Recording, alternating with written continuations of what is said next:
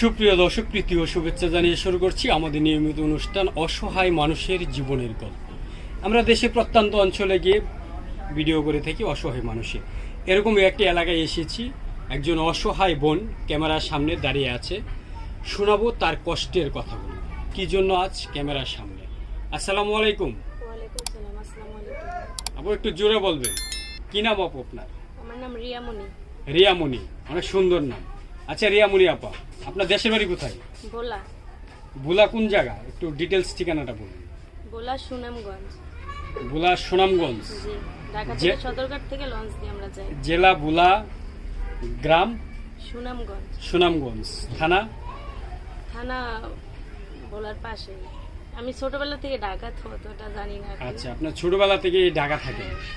আচ্ছা, আপনি এই ক্যামেরার সামনে কেন আসছেন, কি কষ্ট? আসছি আমার জীবনের গল্পটা একটু বলার জন্য। আমি আমার বাবা মার সাথে ছোটবেলায় আমি ঢাকায় জন্মগ্রহণ করি। বাবা মার অভাবের সংসার, তারা আমার নিয়ে ঢাকায় চলে আসছে। ঢাকা আমি জন্মগ্রহণ করার পরে এখানে বড় হওয়ার পরে বাবা মা আমাকে বিয়ে দেওয়ার পরে হাজব্যান্ডের সাথে ভালোই সংসার করতেছি। এর মধ্যে আমার একটা ছেলে হয়েছে। ছেলের বয়স এখন 4 বছর শেষ হবে, 5 বছরে পড়বে। এখন আমার হাজব্যান্ড আমার সাথে রাগ করে চলে গেছে। এখন তার কোনো খোঁজ খবর পাইতেছে না, আর আমার খোঁজ নিতে উনি চাচ্ছেন না। আচ্ছা, বিয়েটা কি পারিবারিক ভাবে হয়েছিল? হ্যাঁ, বাবা মার পক্ষ থেকে হয়েছিল। ছেলে কি করতো? ছেলে ডিস্ট্রিক্ট গাড়ি চালাইতো। ডিস্ট্রিক্ট গাড়ি মানে ট্রাক চালাইতো? হ্যাঁ হ্যাঁ। Truck driver. তা আপনার সাথে হঠাৎ করে কেন রাগ করলো? রাগ করলো উনি মোবাইলে মাঝে মাঝে ফোন আসতো, ওইটা আমি রিসিভ করতাম। কে বা কারা ফোন দিত, মেয়ের কণ্ঠ পাইতাম, ওইটা নিয়ে গ্যাঞ্জাম হয়েছিল। হওয়ার পরে উনি আর মানে দিন দিন দেখতেছি যে উনি আমার সাথে কথা বলতে চাইতেছে না বা সংসারটা রাখতে চাইতেছে না। ওনার অন্য মন মানসিকতা হয়ে গেছে। তা আপনারা কয় বছর সংসার করেছেন? এই 5 বছর, 5.5 বছর হয়েছে। 5.5 বছর সংসার করেছেন, 4 বছরের একটা মেয়ে আছে, ছেলে আছে। ছেলে। জি। তো এই যে 5.5 বছরে আপনি সুখ অথবা দুঃখের কোনো?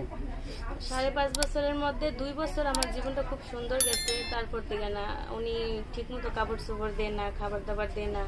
আমি মানুষের বাসায় কাজ করি, যে টাকা পয়সা আনি ওইটাও নিয়ে যাইতে চায়। ঘরে ঠিক মতো বাজার করে না। অনেক সময় বাজারে কথা বললে মারধর করে। আমি আবার চলে যেতাম আমার বাবা মার কাছে, উনি আবার গিয়ে নিয়ে আসতো। বা বাবা মার কাছে থাকতে ওরকমভাবে পারি না, কারণ বাবা মাই অনেক গরিব। তাদের কাছে আমি থাকবো, আমারে ওনারা রাখবো, এরকম কোনো পরিস্থিতি ওনাদের নাই। তাই আমি আবার চলে আসি। আসার পরে ওনারে বলতেছি যে ঠিক মতো যদি সংসারটা হয় তাহলে হোক, আর যদি না হয় তাহলে কি করবেন সেটা বইলে দিলি ভালো। একটা মানুষকে ঝুলাই রাখা তো ঠিক না, আর আমাদের একটা সন্তান হয়ে গেছে, ওরও তো একটা ভবিষ্যৎ আছে। তারপর উনি কিছুই বলে না। উনি সবসময় দেখি যে ফোন নিয়ে সবসময় ব্যস্ত থাকে। এই জন্য তার সাথে আমার অনেক পারিবারিকভাবে এটা নিয়ে আর কি একটু ঝগড়াঝাটি হইতো। মানে আপনি কি তাকে সন্দেহ করতেন? সন্দেহ না, সন্দেহ একটা, আর হচ্ছে স্বাভাবিক মতো উনি যে কথা বলে জানা একটা। আমি তো জানি উনি যে কারোর সাথে কথা বলে, সন্দেহের কিছুই নেই। আপনি কি জানতে পারি? আপনি কিভাবে জানতে পারলেন যে ওনার ফোন আমি রিসিভ করতাম, রিসিভ করার পরে মেয়েদের কণ্ঠ পাইতাম, পাইলে তো আমি বুঝতে পারতাম যে কেউ একজন কল দিছে। আর ওই মেয়েদের সাথে আমি কথা বলতে চাইতাম, কিন্তু ওরা আমার সাথে কথা বলতো না। তার মানে আপনাকে রেখে আপনার স্বামী আরেকটি পরকীয়ায় জড়িয়ে গেছে। তা আপনাকে, আপনার চেহারা এত সুন্দর, আপনাকে রেখে আপনার কিসের অভাব? আসলে অভাব বলতে কিছুই না। মানুষের যার যেটা ভালো না লাগে সেটা এখন আমি তো জানি না। আমি বলছি যে যদি এরকম খারাপ কিছু লাগে তাহলে সেটা পারিবারিকভাবে মিটানোই ভালো, কিন্তু এখন হঠাৎ করে গেছে, আর কোনো খোঁজ খবর পাইতেছি না। কতদিন ধরে গিয়েছে? গেছে প্রায় 6 মাসের মতো হয়ে গেছে। এই যে 6 মাস ধরে, তাহলে আপনি কিভাবে আছেন আপনার সন্তানকে নিয়ে? 6 মাসে আমার বাসা ভাড়া আটকে গেছে 3 মাসের 3 মাসের বাসা ভাড়া আটকে গেছে। আর আমি একটা বাসায় আপাতত কাজ করতেছি, ওনাদের বাসায়। আমার বাচ্চাটা নিয়ে ওখানে কাজ করতে পারি না, তারপরে ওনারা মায়ায় পড়ে আমার ওখানে কাজ করতে দিতেছে।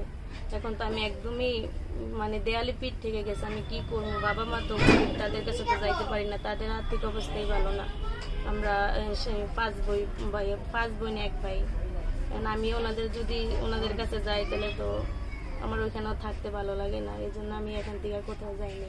ওইখানেও থাকতে ভালো লাগে না, স্বামীর ঘরে এসেছেন, স্বামীও তো নেই, তাহলে এই যে 6টি বছর একা একা আপনি কিভাবে, এই 6 মাস ধরে কিভাবে আছেন? 6 মাস ধরে আমি আমার বাচ্চাটাকে নিয়ে আসি। আশেপাশে মানুষজন আছে, তারা আমাদের চিনে জানে, বলতেছে দেখি আমার হাজবেন্ড আসে কিনা, ওনার কোনো খোঁজ খবর পাই কিনা। শ্বশুর শাশুড়ির কাছে বলছি, ওনার কোনো খোঁজ খবরই পাইতেছে না। আপনার শ্বশুর বাড়ি কোথায়? আমার শ্বশুর বাড়ি বলাই, ভোলা? হ্যাঁ, আমাদের দেশের পাশে। আপনার শ্বশুর বাড়ি কি গিয়েছেন কখনো? হ্যাঁ, গিয়েছে। তারা কি খোঁজ খবর পায় না? খোঁজ খবর বলতে শ্বশুর শাশুড়ি বৃদ্ধ হয়ে গেছে, ওনারা জানে যে কোথায় আছে, কিন্তু ওনার ছেলে বলতেছে না। আমার শ্বশুর শাশুড়ি এমনিতে ভালো, তারা খবর পাইতেছে না। তারা খবর পাচ্ছে না? না, উনি আছে। একবার এই 6 মাসের মধ্যে একদিন কল দিছে, কল দিয়ে বলতেছে যে আমি আছি, ঠিক আছি, তুমি তোমার মতো থাকো আর আমি আমার মতো থাকি, এটা বললেই ফোন কেটে দিছে। তার মানে সে তার মতো থাকবে, তো আপনি এইভাবে কতদিন ঝুলে থাকবেন? আমি তো এখানে ঘর ভাড়া আটকে গেছে, আর বাবা মার কাছে যাইতে পারতেছি না। আমি এখন কি করবো? আমার তো কোনো কিছু করার মতো ইয়া পাইতেছি না আমি, এজন্য আমি এখানেই আছি আপাতত। তো এই যে বাচ্চাটা এটা আমার তো অনিশ্চিত ভবিষ্যৎ, আপনি আমি আমার বাচ্চাটাকে নিয়ে থাকতেছি, একজনের বাসায় কাজ করতেছি। এখন আমি তো মা, আমার কাছে তো অনেক কিছু আবদার করে, আর ও একটা ছেলে মানুষ, বড় হইতেছে, আমার সন্তান হিসেবে তো তার একটা ভবিষ্যৎ আছে। আমি এই সমস্ত সবকিছু চিন্তা করেই আপাতত টুকিটাকি কাজ করি, কিন্তু ও তো ছোট, ওরে নিয়ে বাসা বাড়িতে আমার কাজে রাখতেছে না, বলতেছে যে কিছু একটা করো। এখন আমি কি করবো, কোথায় যাবো? তো এই যে আপনি যখন পরকীয়ায় জড়িয়ে গেল আপনাকে রেখে, তখন প্রথম দিকে কি বুঝতে পারেননি? না, এরকম আমার প্রথম দিকে বুঝতে পারিনি। প্রথম দিকে বুঝতে না, পারেননি? প্রথমে ভালো ছিল, 2 বছর খুব সুন্দর সংসার করছিলাম আমরা। তো এই যে 2 বছর ভালো সংসার করার পর হঠাৎ করে কেন আপনাকে এই অবস্থায় ফেলে দিল? উনি ডিস্ট্রিক্ট গাড়ি চালাইতো, এক সময় এক জায়গায় যাইতো, এখানে 12-13 দিন থাকতো। তার আমি মানে কি ভাবতাম যে কর্মেই আছে।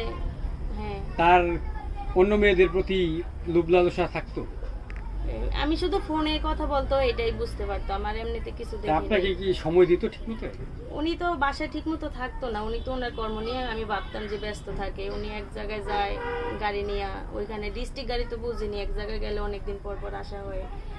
কি সেই অনেক দিন পরে এসে কি আপনার সাথে প্রেম ভালোবাসা ঠিক মতে আপনাকে কি? না, এমনিতে ভালো ব্যবহার করতো, কিন্তু যখনই ওই যে ফোন আসতো, ফোন আমি রিসিভ করতাম, তখনই তার মাথা গরম হয়ে যেত। মানে ফোন আসলে মাথা গরম হয়ে যেত? তাহলে তো সে অন্যদিকে তার থাকতো। হ্যাঁ, অন্যদিকে আছে, সেজন্যই তো বলতেছে যে তুমি তোমার মতো থাকো, আমি আমার মতো থাকি। তা এখন আপনি কি সিদ্ধান্ত নিয়েছেন? এখন সিদ্ধান্ত নিয়েছি, যদি কোনো আমার এই ভিডিওটা দেখে কোনো ভাই বা তার বোন হিসাবে যদি আমার কেউ একটু হেল্প করতো, আমার পাশে দাঁড়াইতো, তাহলে তো আমি অনেক, আমার বাচ্চাটা নিয়ে আমি আর কি অনেক অসুবিধায় পড়ে গেছি। আমার বাচ্চাটা অনেক কিছু আবদার করে, ও তো ছোট, ও তো আর বুঝে না যে ওর পাশে ওর বাবা নাই, বা আমি আমার অবস্থাটা কি, ও তো সেটা বুঝে না। ও তো আমার কাছে অনেক কিছু আবদার করে। তা আপনি এইভাবে কতদিন আপনার স্বামীর অপেক্ষা করবেন? যদি দেখি আমার হাজবেন্ড আসে, কতদিন অপেক্ষা করি সেটা তো বলতে পারি না। আমি তো এখন অপেক্ষায় আছি, উনি যদি দেখে আমার এই ভিডিওটা আসে, তাহলে আমি চাই যে সংসারটা আবার হোক, ভালো হোক। তার মানে এখন আসছেন আপনি একটু সাহায্য সহযোগিতার জন্য? হ্যাঁ, যদি কোনো ভাই থাকে এরকম প্রবাসে অনেকেই, আমি এই ভিডিওটা একজনের মাধ্যমে আমারে বলতেছে যে দেশের বাইরে অনেকেই আপনার হয়তো এই অবস্থাটা দেখলে ওনারা হেল্প করতে পারে, সেই জন্য আমার এই ভিডিওটা করা। তা আপনার সাথে যোগাযোগের কোনো ব্যবস্থা আছে? জি, আমার ফোন নাম্বার আছে। তা ফোন নাম্বারটি বলুন। 01752666819। দর্শক, কেউ যদি তাকে সাহায্য সহযোগিতা কিংবা ভালোবাসে তার পাশে থাকতে চান, তাহলে তার সাথেই যোগাযোগ করবেন। আপনার নামটা কি? রিয়ামণি। রিয়ামণির সাথেই কথা বলবেন। তা আপনার আর কিছু বলার আছে? আর কিছু বলার নাই, শুধু আমি এটুকুই চাই যে আমার সন্তানটা নিয়ে আমি ভালো থাকি, কেউ আমার পাশে এসে দাঁড়াক, আমার সন্তানটারে আমি যাতে পরিপূর্ণভাবে খাবার দিতে পারি। ও অনেক সময় অনেক ধরনের খাবারের বায়না করে আমার কাছে, যেটা আমি দিতে পারি না। মা হিসেবে আমার কাছে অনেক কষ্ট লাগে। তা আজকে কি খাওয়া দাওয়া হয়েছে আপনার? আজকে খাওয়া দাওয়া করছি, যেখানে কাজ করি ওইখান থেকে খাবার দিছে। কিন্তু আপনার চেহারাটা কিরকম মলিন হয়ে আছে কেন? স্বামীর চিন্তা? এটা তো একটা সংসারে যদি কারো হাজবেন্ড না থাকে, এটা স্বাভাবিক হওয়ারই ব্যাপার। কারণ একটা ছেলে মানুষ না থাকলে একটা মেয়ে মানুষ কিভাবে সংসার করবে? একটা সংসারে অনেকদিন ধরে পড়ে আছে, কিন্তু উনি নাই। যদি পাশে না থাকে স্বামী, তাহলে তো ভালো লাগে না, তাই না? এটাই। তো দর্শক, আপনারা শুনলেন রিয়ামনির জীবনের গল্প। যদি আপনাদের ভালো লাগে, তাকে পাশে রাখতে চান, ভালোবেসে কিংবা বোন হিসাবে কেউ সাহায্য সহযোগিতা করতে চান, তাহলে রিয়ামনির সাথেই যোগাযোগ করবেন। দর্শক, আজ এ পর্যন্তই। অন্য কোনো জায়গায় অন্য কোনো প্রতিবেদন নিয়ে আপনাদের মাঝে হাজির হব। সে পর্যন্ত ভালো থাকুন, সুস্থ থাকুন। আল্লাহ হাফেজ।